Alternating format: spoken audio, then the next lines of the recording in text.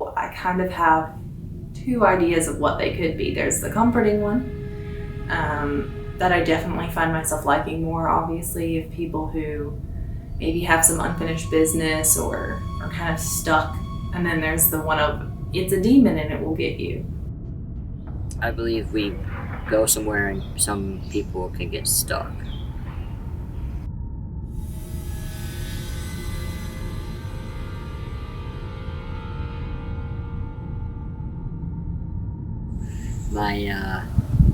My grandmother's mom died from breast cancer probably around 6 to 8 years ago now.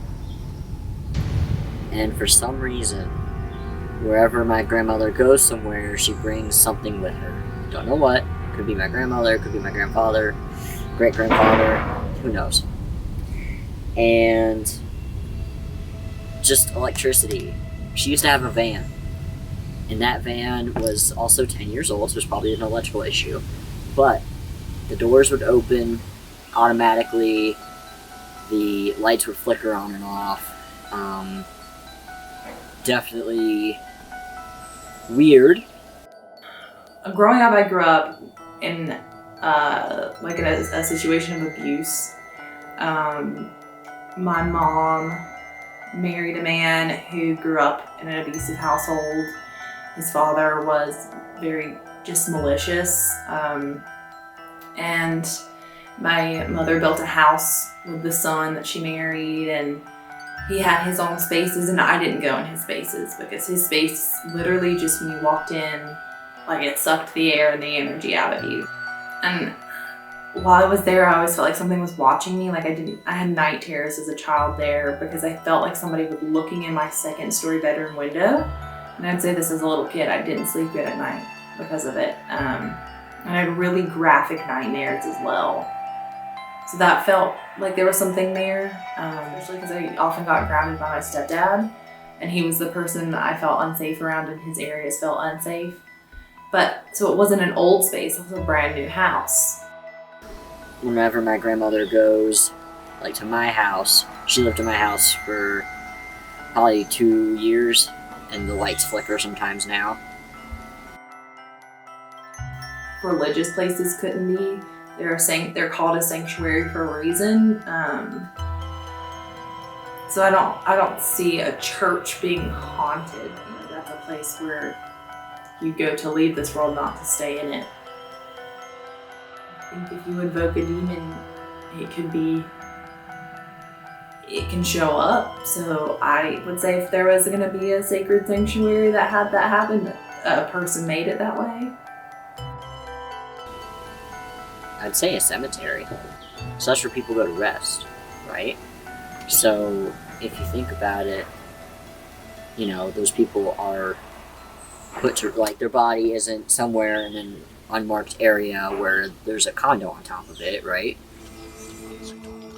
I mean, yeah. I mean, you see here, media, if there's ever like a Native American traditional burial site or something like that ever gets disturbed, and weird stuff happens. Maybe if this was some character goes to smoked cigarettes, you'd smell cigarettes, or if maybe it was a loved one and you smell their perfume.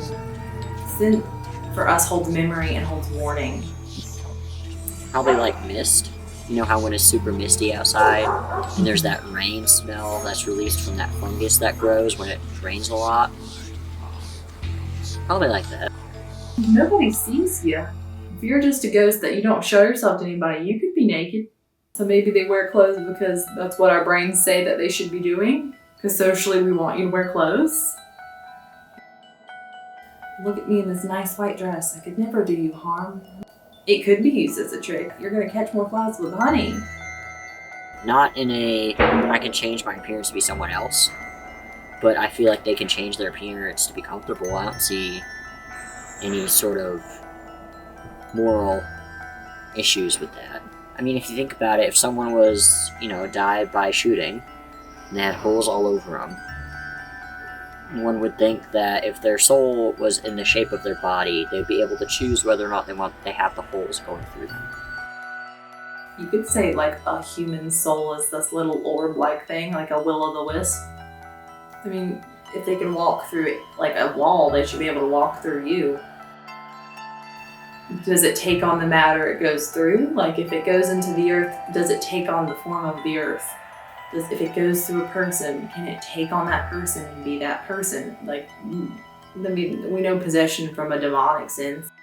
I could see them being able to be like, I'm just really pulling from this odd energy source, so here I can scratch you to make my presence known.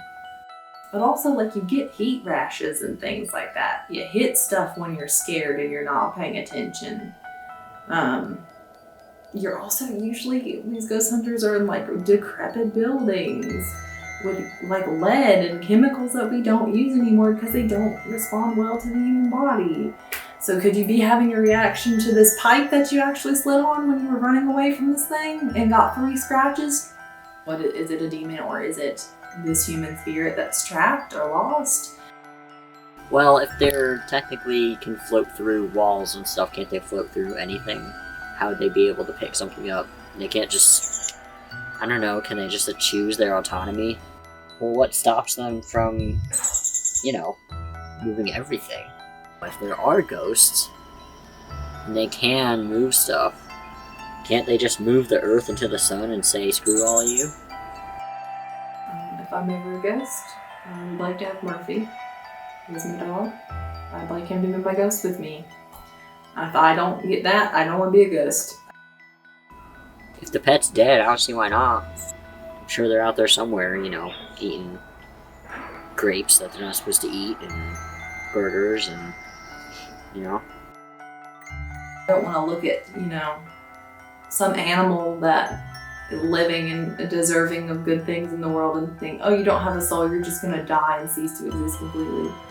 If they have a soul, I think it's totally reasonable that they would have ghosts. I feel like a human ghost gets stuck when it's not taken care of properly. I'm not saying burial, just in general. I feel like pets are the same way. If a pet dies from getting beaten to death, similar premise. I think they're probably just stuck. But also, I feel like pets have a different standing. Not a different plane, but a different... I'm not gonna say their souls are different, because I don't believe that, but... because we're all animals. So if you really want to classify pets as animals, we are also animals. An animal's unfinished business is, I didn't, get to eat that bowl of kibble or something like that. Their tasks are really focused on, especially wild animals, it's like eating and breeding. What unfinished business can you have with that? There's also, wanting to see how my loved ones do after I leave. If I found some place that I felt a lot of contentment, then maybe I'd understand wanting to stay forever. If I died before a lot of my family, then yeah, I'd watch over them.